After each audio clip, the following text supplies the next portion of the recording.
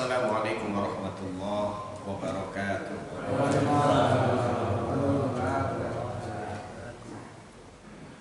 Innal hamdalillahi ta'ala nahmaduhu wa nasta'inuhu wa nastaghfiruhu wa nastahdihi wa natubu ilaihi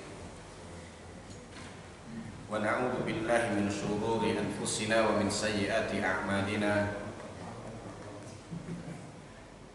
May yahdihillahu fala mudilla lahu wa may yudlil fala hadiya lahu. Asyhadu an la ilaha illallah wahdahu la syarika lahu wa asyhadu anna Muhammadan 'abduhu wa rasuluhu la nabiyya ba'dah. Shalawatullahi wassalamuhu alaihi wa ala alihi wa sahbihi wa mawalah. Ya ayyuhalladzina amanu taqullaha haqqa tuqatih wa la tamutunna illa wa antum muslimun. Amma ba'd. Allahumma anfa'na bima 'allamtana wa 'allimna ma yanfa'una wa rzuqna 'ilman yanfa'una. Allahumma aslih lana dinana alladhi huwa ismatu amrina wa aslih lana dunyana allati fiha ma'ashuna wa aslih lana akhiratana allati fiha ma'aduna. Waj'alil hayata ziyadatan lana fi kulli khair waj'alil mauta rahatan lana min kulli syarr. Ma'asyiral syuyukh, akramakumullah wa ahibbati fillah, jamaah musalla al-jihad yang semoga senantiasa dirahmati Allah Subhanahu wa taala.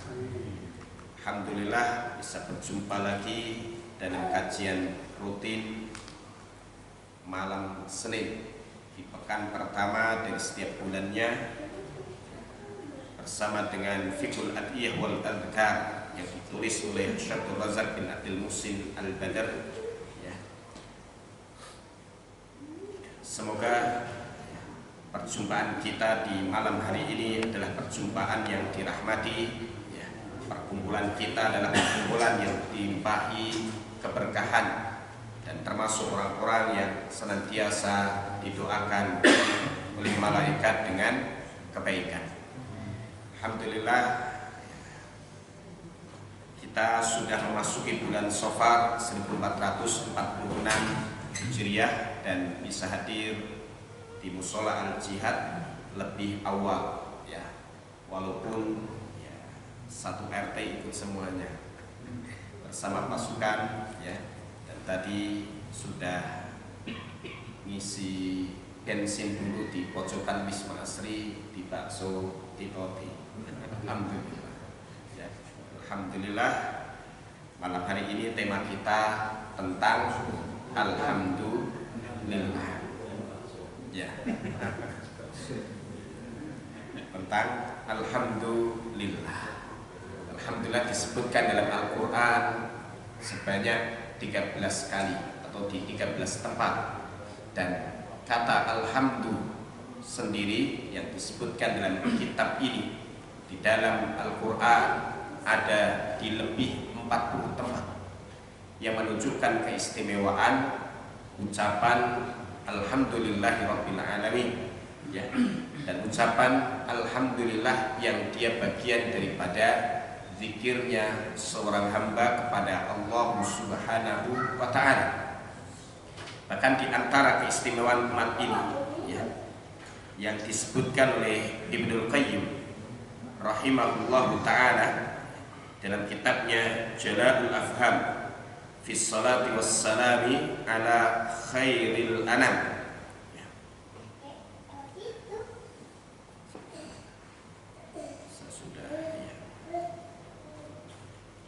Beliau rahimahullah mengatakan wa ummatu Rasulullah sallallahu alaihi wasallam humul hammadun, dan umat Rasulullah sallallahu alaihi wasallam adalah al-hammadun, umat yang banyak memuji Allah Subhanahu wa taala. Yahmadunallaha 'alas sarra'i wad dharra, yang memuji Allah atas kondisi lapangnya dan kondisi sempitnya. Ini keistimewaan umat Rasulullah sallallahu alaihi wasallam, yang apabila kita ingin mendapatkan kemuliaan tersebut hendaknya memiliki sifat di sini.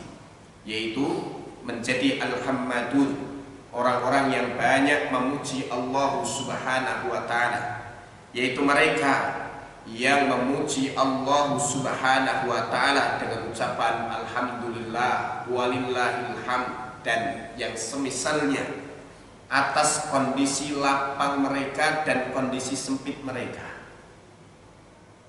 saat berlimpah harta atau sedang diuji dengan kemiskinan, saat punya pekerjaan ataupun tidak punya pekerjaan yang tetap, saat sehat dan saat sakit.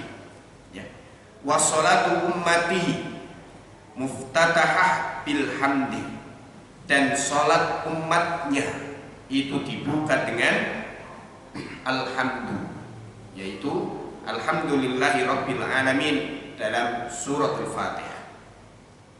Wa khutbatuhu muftatahah bilhamdi, dan khutbahnya juga dibuka dengan alhamdulillah. Wa kitabuhu muftatahun bilhamdi, dan kitabnya yaitu Al-Quran juga diawali dengan alhamdulillah.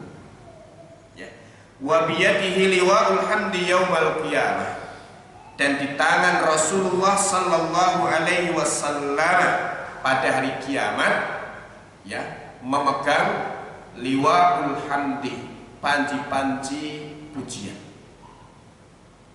memegang panji-panji yang namanya adalah liwa'ul hamdi, panji-panji pujian. Karena yang paling menonjol dari diri Rasulullah SAW adalah pujiannya kepada Allah Subhanahu wa taala, sehingga di Al-Quran sendiri disebutkan nama beliau sallallahu alaihi wasallam dengan Ahmad. Wa idh qala Isa ibn Maryam ya bani Israil inni rasulullah ilaikum musaddiqan lima baina yadayya minat Taurat wa mubashiran bi rasulin ya'ti min ba'di ismuhu Ahmad. Nabi Isa alaihi salatu wassalam mengabarkan kepada Bani Israel akan datang Nabi setelahku, ismuhu, yang namanya Ahmad. Jadi sudah diberi nama sebelum terlahir di dunia. Itulah Rasulullah sallallahu alaihi wasallam, dan memiliki nama Muhammad yang disebutkan pada surah Al-Fatah, Muhammadur Rasulullah, dan juga pada surah Al-Ahzab ayat 21, wa ma Muhammadun ma kana Muhammadun aba ahadim min rijalikum, Muhammad itu bukan bapak salah seorang kalian. Kemudian disebutkan juga dalam surah Ali Imran, wa ma Muhammadun illa rasul, tidaklah Muhammad itu kecuali hanya seorang rasul. Ini nama beliau disebutkan dalam Al-Quran dengan nama Muhammad sebagai orang yang terpuji, sebagai orang yang terpuji. Di Al-Ahzabnya tadi ayat yang ke-40-nya, bukan ayat yang ke-21. Ayat yang ke-21 itu laqad kana lakum fi rasulillahi uswatun hasanah. Barakallahu fikum. Ini nama beliau Muhammad sebagai orang yang terpuji, dan di akhirat dimuliakan dengan liwa'ul hamdi, panji-panji pujian, yang tak seorang pun nabi, dari Adam dan juga nabi-nabi lainnya kecuali pada hari kiamat nanti berada di bawah panji-panji Rasulullah sallallahu alaihi wasallam. Wa ma min nabiyyin yauma idzin adam faman siwah illa tahta liwa'i. Maka tidak ada seorang nabi pun di hari itu, Adam dan nabi-nabi lainnya, kecuali berada di bawah panji-panjiku ini. Wa ana awwalu syafi'. Dan aku ini orang yang pertama memberi syafaat. Lalu apa yang disampaikan oleh Ibnul Qayyim berikutnya dalam kitab Jala'ul Afhamnya terkait dengan keistimewaan Rasulullah SAW dan umatnya dengan alhamdulillah. Ya. Walamma yasjudu baina yaday rabbih azza wa jalla lisyafa'ah wa yuqdan lahu fiha yahmadu rabbahu bi mahamid yaftahuha alaihi hina idzin. Ya. Dan saat Rasulullah sallallahu alaihi wasallam bersujud di hadapan Allah Subhanahu wa taala, ya, untuk memberikan syafaat. Jadi sebelum beliau memberikan syafaat, beliau bersujud kepada Allah taala. Lalu Allah berfirman kepada beliau, "Ya Muhammad, irfa' ra'sak." Muhammad, angkat kepala. Is'al tuqtah, mintalah engkau akan diberi, dan berilah syafaat akan diterima syafaatmu. Sehingga Rasulullah sallallahu alaihi wasallam tidak bisa memberikan syafaat kepada seseorang kecuali kepada orang yang diridhai oleh Allah Subhanahu wa taala. Siapa yang diridhai oleh Allah taala? Orang-orang beriman. Orang-orang beriman. Maka yang tidak beriman atau yang zahirnya Islam tetapi dalam hatinya tidak ada iman, maka tidak berhak mendapatkan syafaat. Hanya satu orang kafir yang diberi syafaat, ya, melalui Rasulullah sallallahu alaihi wasallam, yaitu Abu Thalib, dan syafaatnya berupa diringankan siksanya di neraka. Namun Abu Thalib tidak pernah merasakan bahwa siksa yang diringankan atas beliau ini, ya, adalah siksaan yang paling ringan, tapi merasa bahwa itu siksa yang paling berat. Yang gambarannya adalah seseorang, ya, memakai 2 sandal dari neraka, sekali menginjak langsung mendidih ubun-ubunnya. Di riwayat yang lain, ya, kakinya menginjak bara api neraka, sekali menginjak langsung mendidih ubun-ubunnya. Di riwayat yang lain yang berkaitan dengan Abu Thalib, ya, maka kakinya dimasukkan ke dalam neraka sampai mata kaki, lalu seketika itu ubun-ubunnya mendidih. Ini khusus, ya, sehingga yang berhak mendapatkan syafaat dari beliau sallallahu alaihi wasallam adalah orang yang Allah ridhai, yaitu ahlu tauhid atau orang yang beriman. Yang tidak beriman tidak akan berhak mendapatkan syafaat beliau sallallahu alaihi wasallam, walaupun dia bergelar Habib, dia mengaku sebagai keturunan Rasulullah sallallahu alaihi wasallam. Ya.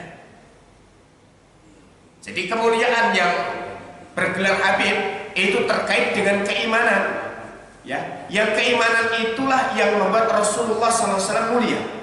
Kalau beliau meninggalkan iman, lalu kemudian berbuat syirik, lain asyrakta, jika engkau Muhammad berbuat syirik, layak batonna amalu pasti terhapus, wala takunanna minal khasirin, dan kamu pasti menjadi orang yang merugi.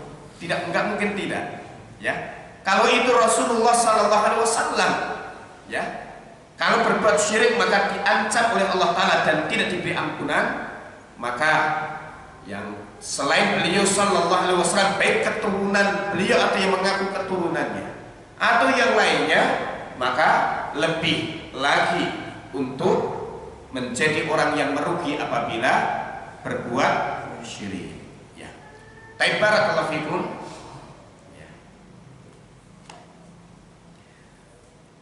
Yang kedua, syafaat itu diberikan setelah diberi izin oleh Allah Subhanahu wa taala. Yang ini menunjukkan bahwa yang menguasai syafaat adalah Allah Subhanahu wa taala. Oleh karenanya tidak boleh meminta syafaat ketika kita di dunia ini lalu memanggil nama Nabi sallallahu alaihi wasallam, isfa' lana indallah, berikan syafaat kepada kami di sisi Allah Subhanahu wa taala, tetapi hendaknya minta kepada Allah. Ya, man dalladzi yashfa'u indahu illa bi'idznih. Enggak ada yang bisa memberi syafaat di sisi Allah kecuali setelah diberi izin oleh Allah taala. Nabi SAW di mahsyar untuk memberikan syafaatul uzma, ya, kepada umat manusia yang beriman, itu setelah diberi izin oleh Allah Subhanahu wa taala. Ya. Maka beliau bersujud di hadapan Allah Subhanahu wa taala lalu kemudian diizinkan untuk memberikan syafaat, ya. Dan sebelum memberikan syafaat, apa yang dilakukan oleh Rasulullah sallallahu alaihi wasallam? Yahmadu rabbahu bimahamid yaftahuha alaihi hina idzi. Maka beliau memuji Tuhannya dengan pujian-pujian untuk membuka ya kebaikan di hari itu. Nah, ini Rasulullah sallallahu alaihi wasallam yang banyak memuji Allah Subhanahu wa taala. Ya. Demikian pula kita umat Rasulullah sallallahu alaihi wasallam akan mulia dengan ya, pujian-pujian kita kepada Allah Subhanahu wa taala. Hanya saja makna daripada alhamdulillah ya, ini lebih dalam daripada al-madhu. Kalau al-madhu itu memuji tapi tanpa didasari dengan ilmu yang pasti dan tanpa didasari dengan atau tidak mesti didasari dengan kecintaan dan ketundukan. Tapi kalau alhamdulillah ya, memuji zat yang dipuji dengan alhamdulillah itu harus disertai dengan kecintaan kepadanya dan ketundukan kepada Allah Subhanahu wa taala. Ya. Maka Nabi SAW yang memiliki nama Ahmad bukan hanya memuji dengan lisannya, tetapi juga beliau memuji Allah Subhanahu wa taala dengan hatinya yang dipenuhi kecintaan kepada Allah Subhanahu wa taala dan pasrah diri, menyerahkan sepenuhnya kepada Allah Subhanahu wa taala. Ya. Maka ketika menjelaskan tentang alhamdulillah, umat Nabi sallallahu alaihi wasallam yang banyak memuji Allah taala, yang sebagian riwayat disebutkan awwalu man yud'a ilal jannah alhamdulillah. Orang yang pertama dipanggil untuk masuk ke surga adalah alhamdulillah. Orang-orang yang banyak memuji Allah Subhanahu wa taala, yaitu mereka yang memuji Allah di kondisi lapang dan sempitnya. Litakuna minal hamadi, akan menjadi bagian orang-orang yang banyak memuji Allah Subhanahu wa taala, antal tazima bil islami i'tiqadan wa qaulan wa amalan. Maka hendaknya berpegang teguh dengan Islam, yaitu dengan dinul Islam secara i'tiqad, keyakinan, secara pernyataan lisan dan ketundukan anggota badan. Wa antahmadallaha fis sarra'i wad dharra. Yang hendaknya engkau memuji Allah di kondisi lapang dan sempit. Ridha wa sabran, dipenuhi dengan keridhaan dan kesabaran, duna jaz'in wala sukhtin, tanpa berkeluh kesah dan membenci takdir ketetapan Allah Subhanahu wa taala. Ya, ini ya terkait dengan menjadi alhamdulillah yang tidak hanya lisan memuji semata, tetapi harus disertai juga dengan kecintaan yang kuat di dalam hati kepada yang dipuji dan ketundukan kepadanya dengan melaksanakan apa-apa yang dicintai dan diridhoinya. Baik, barakallahu fikum jamaah mushola al-jihad rahimakumullah. Ada beberapa tempat yang kita dianjurkan atau sangat dianjurkan untuk memuji Allah Subhanahu wa taala, ya. Walaupun di bagian awal daripada bab ini tempat-tempat yang dianjurkan untuk memuji Allah Subhanahu wa taala, Syekh Dr. Abdul Razak bin Abdul Musin Al-Badr mengatakan, walhamdu matlubun minal muslim fi kulli waqtin wahid, bahwa alhamdulillah, memuji Allah Subhanahu wa taala itu tertuntut ya dari seorang muslim melaksanakannya di setiap waktu dan di semua keadaan. Innal 'abda fi kulli awqatihi mutaqallibun fi ni'matillah. Karena seorang hamba di semua perjalanan waktunya itu berlimpah dengan nikmat Allah Subhanahu wa taala. Karena Allah taala yang menciptakan makhluk dan memberikan rezeki untuk mereka. Sehingga Ibnu Taimiyah mengatakan al-'abdu daiman baina nikmatin minallah yahtaju fiha ila syukur. Seorang hamba itu senantiasa berada dalam limpahan nikmat dari Allah Subhanahu wa taala yang dia butuh untuk senantiasa bersyukur, ya.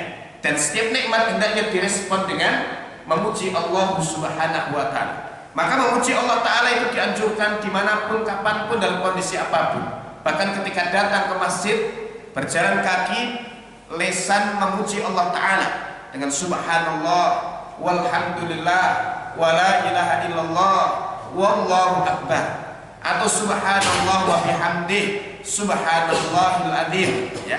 Atau kemudian mengucapkan alhamdulillah, alhamdulillah, alhamdulillah, yang kaki bisa menapak dengan ya tegak, ya, yang sampai bisa menghantarkan ke masjid untuk melaksanakan ibadah. Semua itu adalah nikmat dari Allah Ta'ala. Demikian pula ketika pulang, ya, ini dibolehkan, ya. Yang disebutkan dalam hadis riwayat Muslim tentang keutamaannya, walhamdulillah tamla'ul mizan, dan alhamdulillah itu memenuhi timbangan amal. Artinya alhamdulillah yang dibaca oleh seorang hamba beriman, pahalanya itu begitu sangat banyak, sehingga dia akan memenuhi timbangan amal kebaikannya yang bisa dia lihat dan rasakan, serta dia ambil manfaatnya di kehidupan akhirat, yang bobotnya pun sangat berat. Maka walhamdulillah tamla'ul mizan, dan alhamdulillah itu memenuhi timbangan. Ya, bahkan saat seorang mukmin pertama kali sadar, melek, ya, sadar dan melek, ya, kembali dia sadar dirinya hidup lagi, ya, bisa menjalani aktivitas lagi.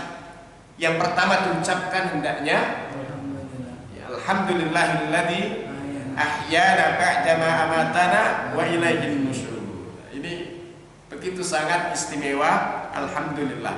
Sehingga apabila seorang hamba lisannya itu dimudahkan mengucapkan alhamdulillah, maka itu adalah nikmat yang lebih agung daripada nikmat-nikmat lainnya, seperti nikmat rezeki, ya, nikmat punya makanan, nikmat punya minuman, nikmat punya rumah, punya kasur, punya selimut, dan yang lainnya. Maka lisan bisa mengucapkan alhamdulillah, ini adalah nikmat. Maka semoga kita yang membiasakan membasahi lisan kita dengan pujian dan sanjungan kepada Allah Subhanahu wa Ta'ala, ya, Allah senantiasa hiasi, ya, kalimat pujian dan sanjungan itu pada diri kita sepanjang hayat kita sampai kita berjumpa Allah Subhanahu wa Ta'ala.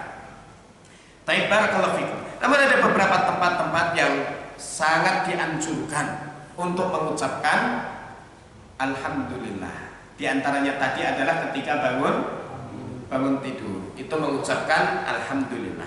Yang berikutnya yang disebutkan oleh Syekh Abdul Razak bin Abdul Muhsin Al-Badr, ya, wa min mawatinil hamdi hamdulillah fis salat, dan di antara tempat untuk memuji Allah adalah memujinya di dalam sholat. Maka di antara tujuan sholat kita adalah untuk memuji Allah Subhanahu wa Ta'ala, ya, untuk memuji Allah Subhanahu wa Ta'ala. Dan ini memang terfitrah pada diri seseorang yang mempertuhankan sesuatu. Maka di agama lain pun ada yang kemudian mempertuhankan sesuatu selain Allah Ta'ala, ya, beribadahnya adalah dengan puji-pujian, ya, dengan puji-pujian di dalam Islam pun, karena ini adalah fitrah yang tertanam pada diri seorang hamba untuk mempertuhankan zat yang diagungkannya adalah dengan memujinya. Ya, maka bentuk kita menuhankan Allah Subhanahu wa Ta'ala, ya, adalah dengan banyak memuji Allah Subhanahu wa Ta'ala. Ya. Nah, di mana tempatnya? Salah satunya adalah di dalam salat kita. Walasiyama inda raf'i minar ruku', lebih lagi saat bangkit dari ruku'. Ya, kemudian saat kondisi berdiri itu didominasi oleh pujian dan sanjungan kepada Allah Subhanahu wa Ta'ala. Sebagaimana kalau seseorang memuliakan dan menghormati orang yang akan datang, apa yang dilakukan, Pak? Berdiri, ya kan? Biasanya kalau pembina upacara sebentar lagi 17 Agustus, ya, masuk ke tempat upacara, semua hadirin diminta berdiri. Hakim ketika datang masuk ke tempat persidangan, semua hadirin diminta berdiri. Ya, maka saat sholat berdiri, dan itu memang sudah bagian daripada fitrah.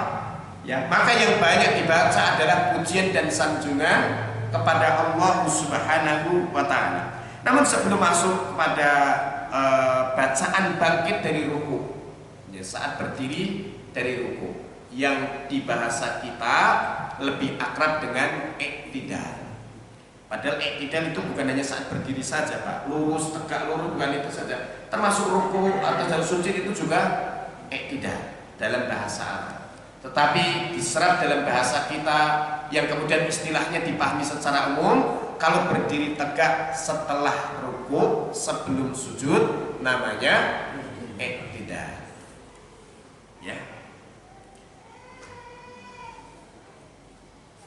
Taibar kalau fikum, bukan hanya saat bangkit dari ruku kita memuji Allah Subhanahu wa Ta'ala, bahkan ketika baru memulai sholat Allahu Akbar, ya, di antara bacaan al-istiftah, pembuka untuk sholat kita, ya, yang diriwayatkan oleh Imam Muslim dalam sahihnya dari Abdullah bin Umar radhiyallahu taala anhuma, ia berkata, bainama nahnu nusalli ma'a Rasulillah sallallahu alaihi wasallam qala rajul, ya, saat kami sholat bersama Rasulullah sallallahu alaihi wasallam, ada seorang laki-laki membaca Allahu Akbar kabira walhamdulillahi katsira wa subhanallahi bukratan wa asila.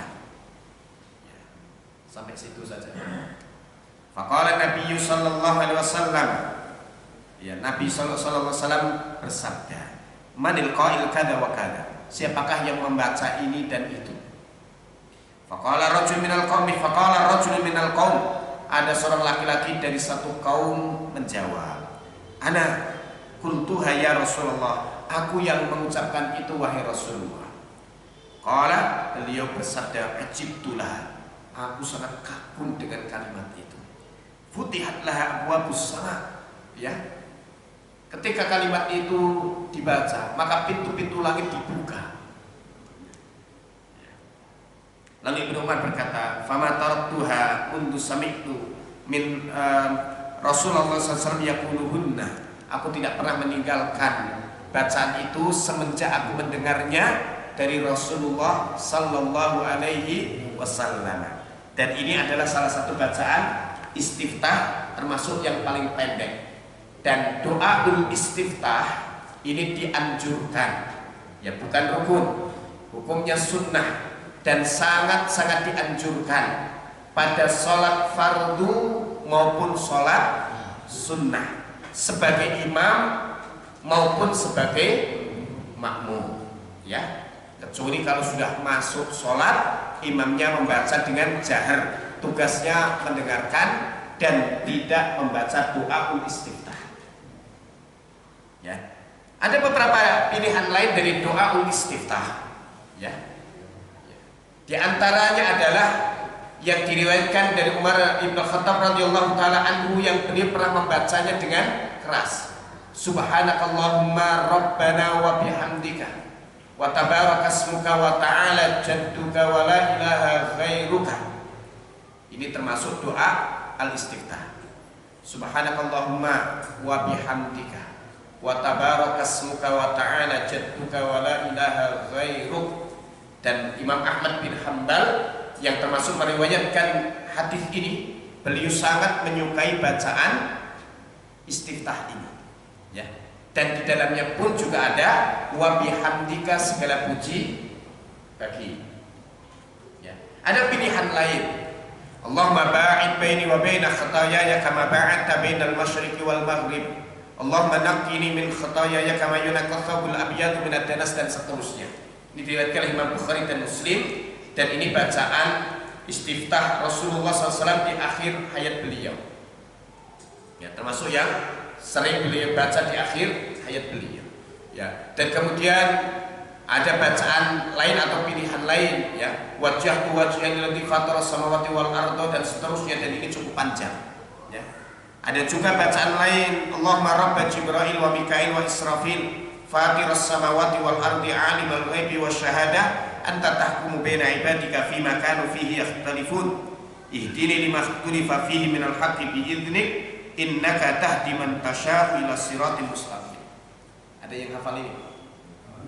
Iya. Maka ini pilihan al-istiftah. Dan dalam doa istiftah hanya dibolehkan membaca satu jenis doa saja.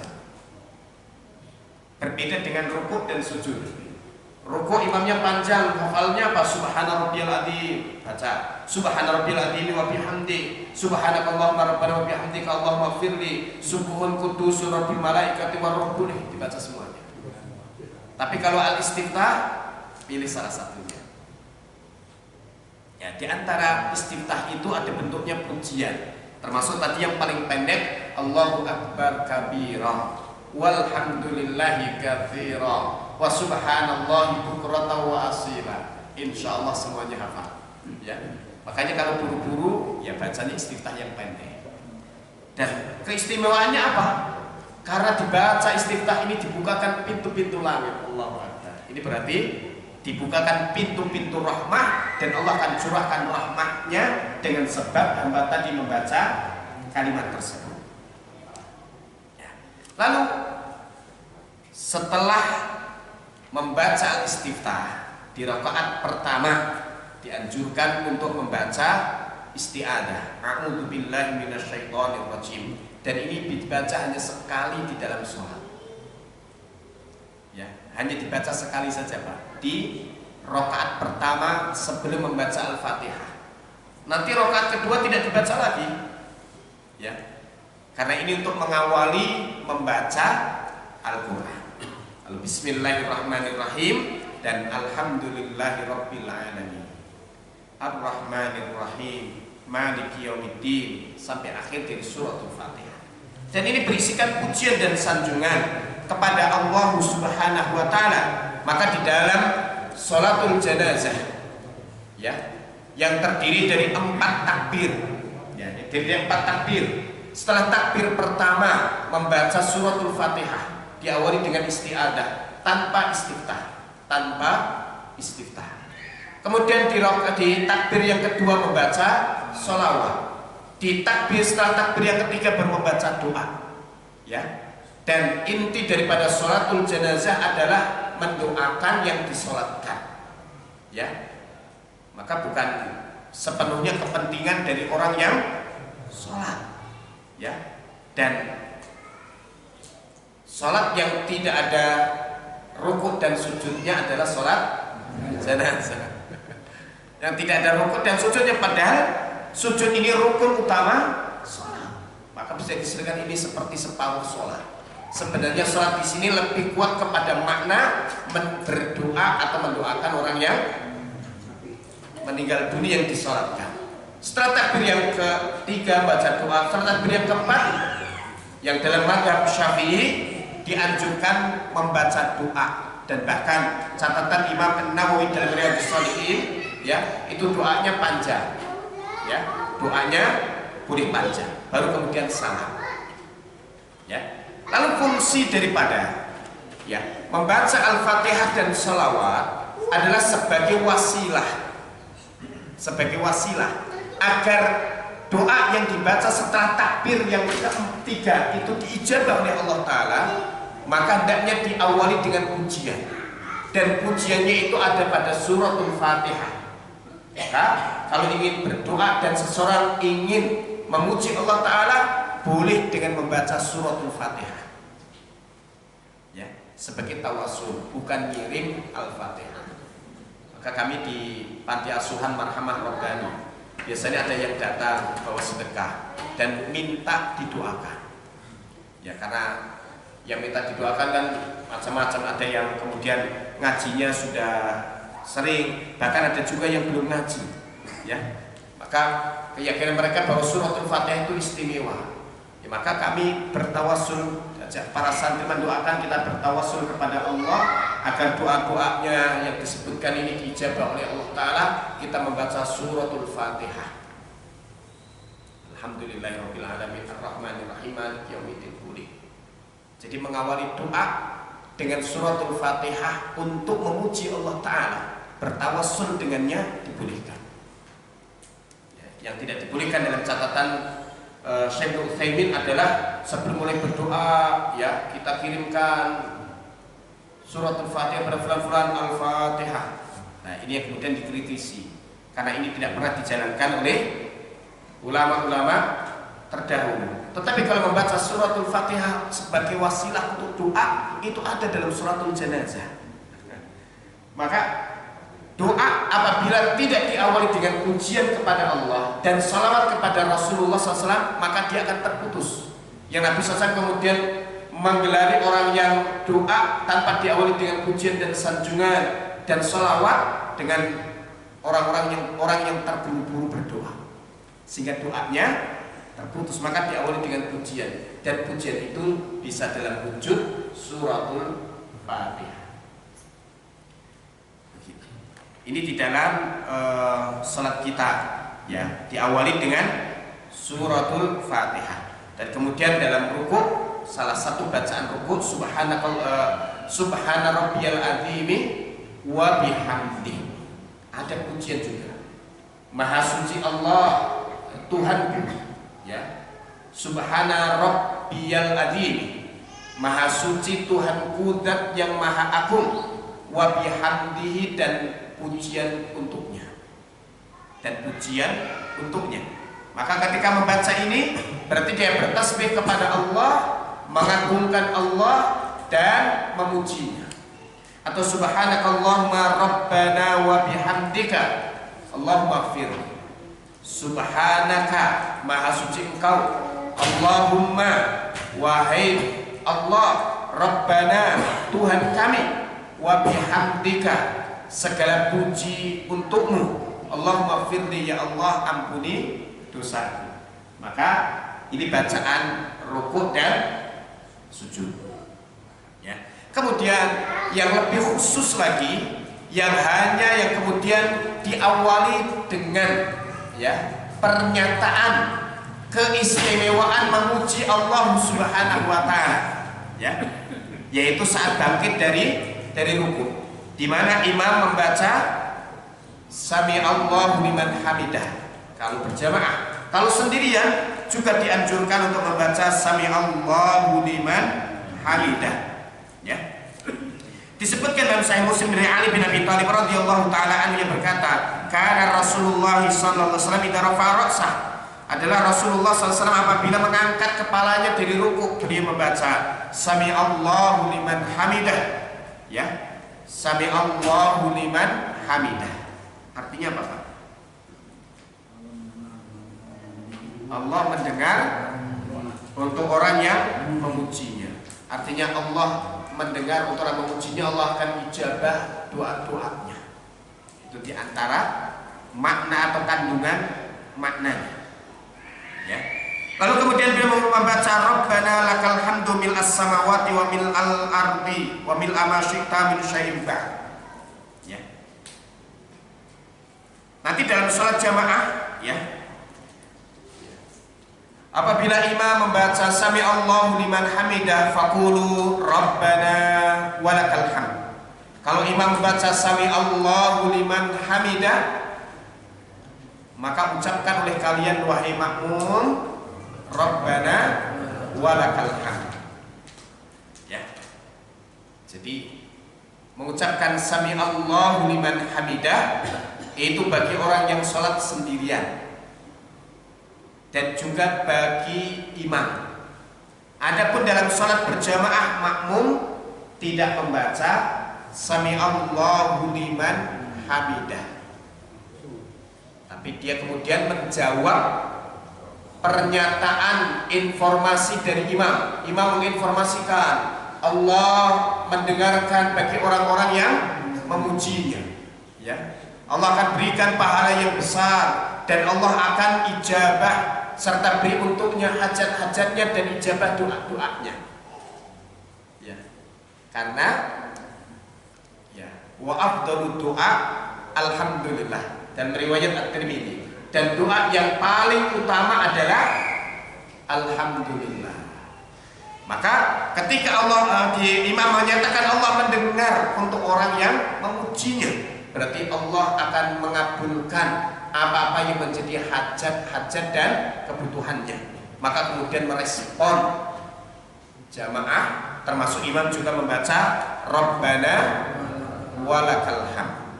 Sudah insyaallah. Belum. Saya sampaikan dengan ringkas bacaan pokoknya pada saat iktidal atau bangkit dari ruku bagi makmum setelah imam membaca sami Allahu liman hamidah, atau orang yang sholat sendirian maka dia juga membaca sami Allahu liman hamidah, pengganti dari takbir, ya, pengganti dari Allahu Akbar. Dan ini bacaan khusus saat bangkit dari ruku. Kemudian membaca Rabbana walakal hamdu. Nah, ini bacaannya yang pokok. Ya. Nah, Rabbana walakal hamdu nanti ada 4 bentuk yang boleh memilih salah satunya. Yang pertama, Rabbana lakal hamdu. Enggak pakai waw. Rabbana lakal hamdu. Atau yang kedua, Rabbana walakal hamdu. Ya. Rabbana walakal hamdu, pakai walaka. Yang pertama tidak ada wawunya, ya. Atau yang ketiga, Allahumma rabbana lakal hamdu. Allahumma rabbana lakal hamdu. Diawali pakai Allahumma. Allahumma rabbana lakal hamdu. Atau yang bentuk yang keempat, Allahumma rabbana walakal hamdu. Ya Allah, wahai Tuhan kami, dan bagimu pujian. Itu menjawab sami Allahu liman hamidahnya imam. Nah, ini pilih salah satu. Ini bacaan pokoknya. Lalu kemudian dianjurkan setelah membaca itu boleh mencukupkan Rabbana lakal hamdu saja.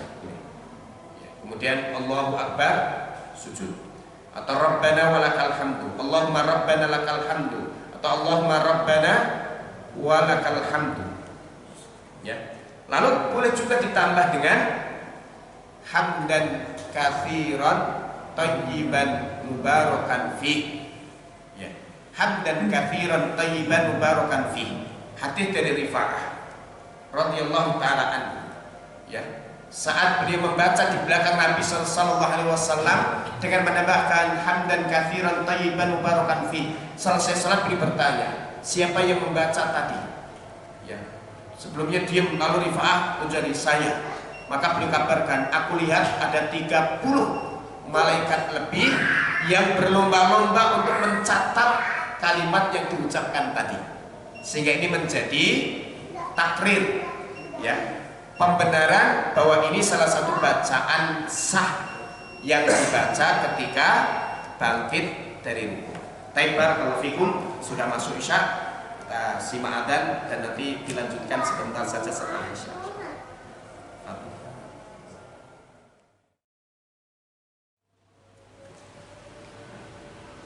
Alhamdulillah wassalatu wassalamu ala Rasulillah.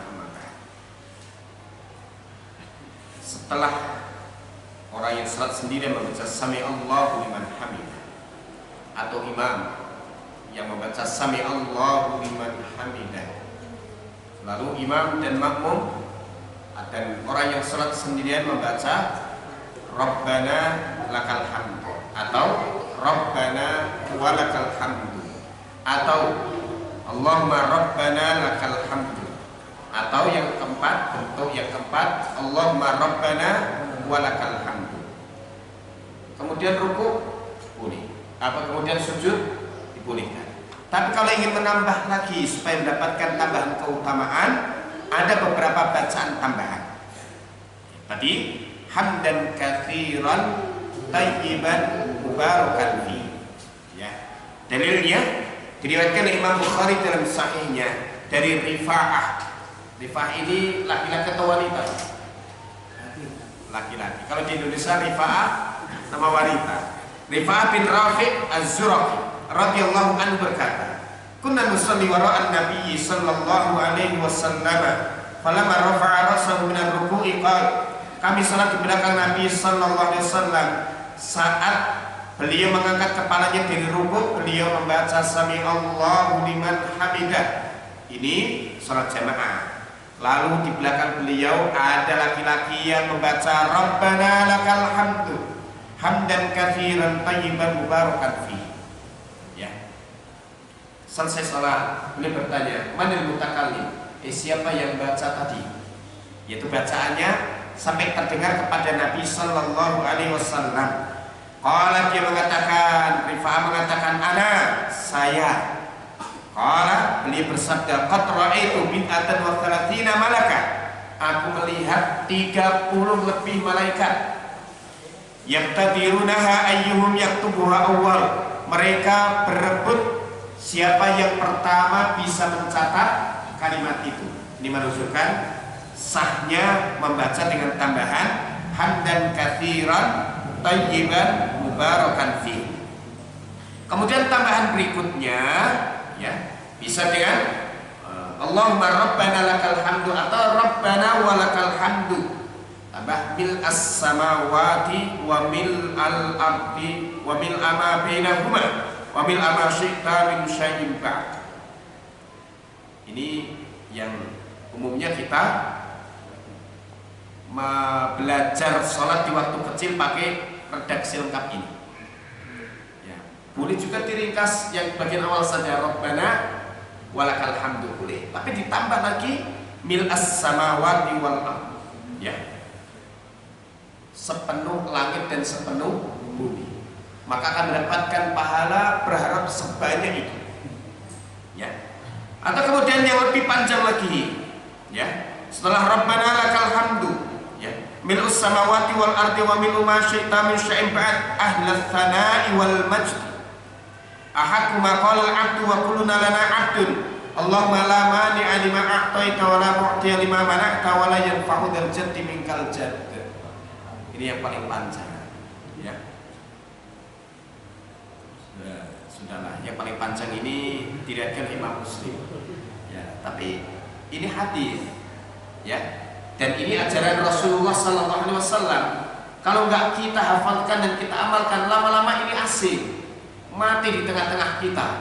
Nggak ada orang lagi, nggak ada orang wisma asri yang sholatnya dalam iktidalnya membaca bacaan panjang ini. Nanti lama-lama kalau ada orang baca itu, ini bacaan aneh ini, ngamalin ajaran siapa ini? Padahal itu ajaran Rasulullah sallallahu alaihi wasallam. Mau dihafalkan, Pak? Ya, nanti kapan-kapan kita buat satu momen sendiri untuk membimbing hafalan doa-doa sholat harian. Kalau bareng-bareng lebih cepat menghafalnya, insya Allah. Nah, ini keistimewaan daripada alhamdulillah, dan pada iktidal ini salah satu yang menjadikan orang yang sholat bisa mendapatkan pahala yang begitu banyak, diantara dipengaruhi oleh bacaan saat iktidalnya. Hamdan katsiran, pujian yang banyak, ya. Thayyiban mubarakan fi, yang penuh kebaikan, ya. Dilimpahkan keberkahan di dalamnya, maka seseorang akan mendapatkan banyak kebaikan dengan itu. Jadi dipersilakan kalau ada yang ditanyakan, satu atau dua penanya, setelah itu kita sholat. Ada? Iya, boleh, silakan. Tadi di awal bagian ada Nabi Isa memberi waspada kaum Israel. Ada seorang Nabi yang akan hadir, yaitu Nabi Ahmad. Ya. Nah, apakah sekarang berbicara dengan Muhammad? Gitu. Ya. Ya. Nama Ahmad dan Muhammad sama-sama disebutkan di Al-Quran. Nama Muhammad disebutkan di surah Ali Imran ayat 144, kemudian di surah Al-Ahzab ayat yang ke-40, dan di surah Al-Fatah itu ayat yang terakhir. Muhammadur Rasulullah walladzina ma'ahu asyiddau 'alal kufari ruhamaa'u bainahum. Sama-sama disebutkan, dan Nabi sallallahu alaihi wasallam memiliki beberapa nama. Nama beliau yang paling masyhur adalah Ahmad dan Muhammad. Karena ini nanti masing-masing nama itu membawa kemuliaan untuk beliau. Ahmad ini stressingnya adalah puji-pujian yang beliau sanjungkan kepada Allah Subhanahu wa ta'ala, sehingga beliau ini menjadi hamba yang paling sempurna ibadahnya kepada Allah Ta'ala. di antara para hamba yang paling sempurna. Ini Rasulullah sallallahu alaihi wasallam. Maka dengan ini tersemat pada diri beliau Ahmad, sehingga kemudian diberi kemuliaan dengan liwaul hamdi. Ya. Kemudian yang Muhammad adalah ini kembali pujian itu kepada diri beliau sallallahu alaihi wasallam, beliau orang yang terpuji. Ya. Ya, kemudian telah dipuji oleh nabi-nabi sebelumnya. Ya. Dan kemudian di akhirat beliau dipuji oleh semua manusia orang beriman dan semua nabi, bahkan Adam dan nabi lainnya. Ini di Musnad Imam Ahmad dan hadisnya sahih, semua berada di bawah panji-panji Rasulullah SAW, yang panji-panji itu namanya liwaul hamdi. Maka beliau punya beberapa nama. Yang paling masyhur adalah Ahmad dan Muhammad, dan dua-duanya disebutkan dalam Al-Quran. Ahmad itu disebutkan pada surah As-Saff ayat yang ke-6 kalau tidak salah. Wallahu a'lam. Satu lagi Pak, cukup? Tidak bertanya Pak. Ya. Itu Waalaikumsalam warahmatullahi yang dikatakan ulama salaf. Ya. As-salaf. Ulama salafi. Ulama salafi. Nanti ada as-salaf. Yang seperti apa? Ada as-salafi Pak. Salaf itu maknanya yang terdahulu.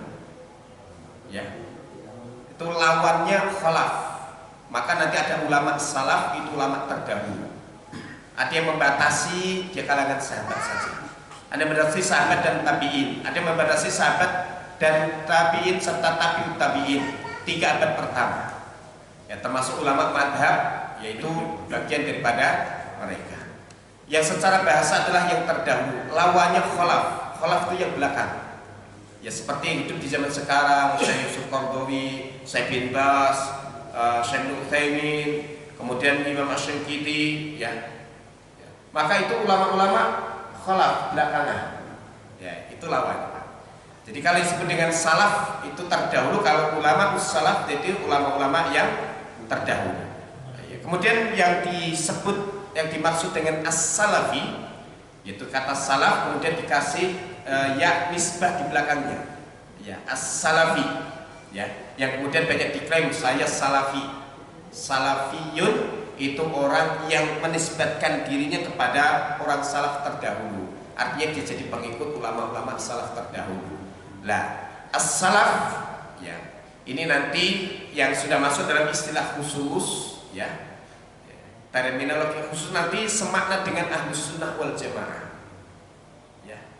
Maka akidah salaf, akidah ulama-ulama terdahulu, yaitu akidah Ahlus Sunnah wal Jamaah, akidah Ahlul Athar dan seterusnya. Ya. Ya. Hanya saja klaim ana salafi ini dibolehkan atau tidak, ini nanti masuk dalam kajian di akidah. Sebagaimana orang mengatakan ana mukmin, saya ini orang benar beriman, ini dianjurkan atau tidak mengatakan itu. Ya, kalau anak mukmin saya benar-benar beriman, ya.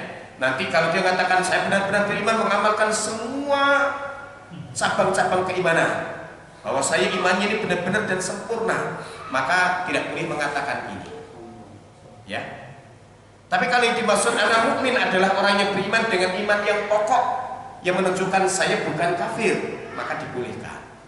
Maka ketika berbincang bersama dengan orang-orang beriman, yang mengatakan anak mukmin, nanti dalam bahasan, dan ini dikupas dalam kitab Iman tulis oleh Ibnu Taimiyah, bahkan Imam Ahmad mengomentari, ya, kalau kemudian mengatakan ana mukmin insyaallah, ya, jika yang dimaksud adalah iman dasar, maka ini jawaban salah. Karena kalau iman dasar berdasarkan keyakinan orang, ya ana mukmin sebagai lawan daripada kafir. Tapi kalau yang dimaksud adalah ana mukmin insyaallah adalah iman dengan mengamalkan cabang-cabang imannya, maka ini benar. Tetapi memberikan pertanyaan yang seperti itu, kata Imam Ahmad, itu tidak dianjurkan. Anta mukmin? Tidak. Karena perbincangan ini dulu saat ramai paham Murji'ah, yaitu iman itu keyakinan, amal itu bukan iman.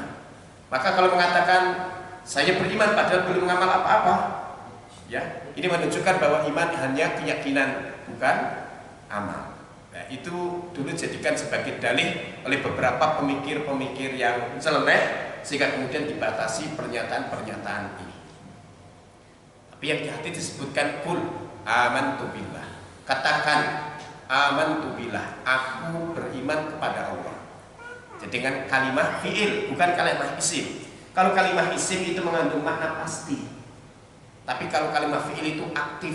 Aku sudah menyatakan beriman kepada Allah dan beriman kepada rukun iman yang 6. Ya, maka di hadis sebutkan, ucapkan amantu billah, aku beriman pada Allah, itu mustaqim, kemudian istiqomahlah kamu. Nah, maka mengklaim anak salafi berarti seolah-olah bahwa semua yang aku kerjakan ini sesuai dengan petunjuknya para ulama salaf.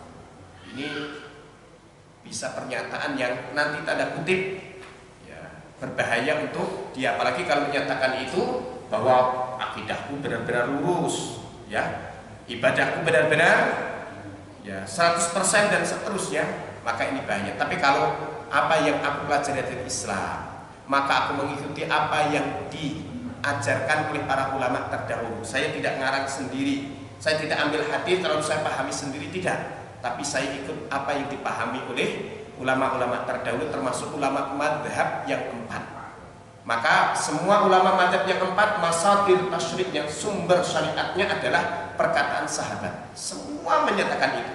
Maka kalau mengatakan siapa yang paling salafi, ya, yang paling salafi di antara nama yang kita kenal adalah ulama madhab yang 4. Maka kalau berislam yang mengikuti cara berislam ulama madhab yang 4, dia telah mengikuti pendapatnya ulama yang terdahulu. Insya Allah benar. Ya, demikian, kurang lebih mohon maaf. Subhanakallahumma bihamdika asyhadu an la ilaha illa anta astaghfiruka wa atubu ilaik. Wassalamualaikum warahmatullahi wabarakatuh.